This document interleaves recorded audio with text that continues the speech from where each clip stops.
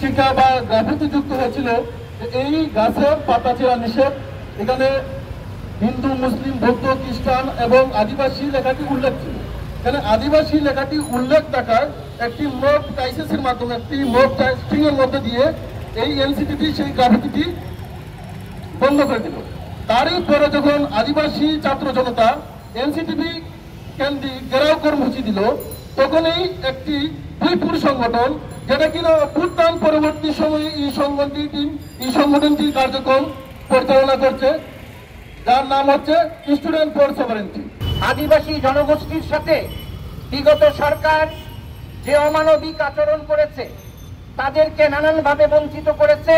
বিশেষ করে যে সরকার তাদের সূচনাকালে আদিবাসী দিবস উদযাপন করার সময় তৎকালীন প্রধানমন্ত্রী আদিবাসী দিবস বলে বাণী দিয়েছিলেন, সেই প্রধানমন্ত্রী পরবর্তীতে সেই আদিবাসী শব্দ থেকে ফিরে আসেন।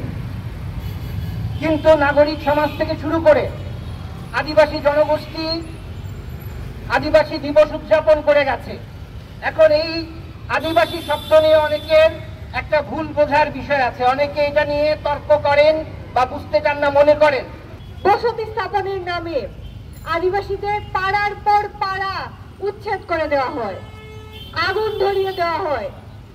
যেখানে আপনারা প্রত্যেকেই, আমরা অনেকেই হয়তো সাজেক ঘুরতে যাই, কিন্তু সেই সাজেকের যে পর্যটন কেন্দ্র, সেই পর্যটন কেন্দ্র বানাতে গিয়ে আদিবাসীদের যে গ্রাম উচ্ছেদ করা হলো, তাদেরকে যেই জায়গায় অবস্থান গ্রহণ করতে হয়েছে সেই জায়গায় কোনো হাসপাতাল নেই, কোনো শিক্ষা প্রতিষ্ঠান নেই।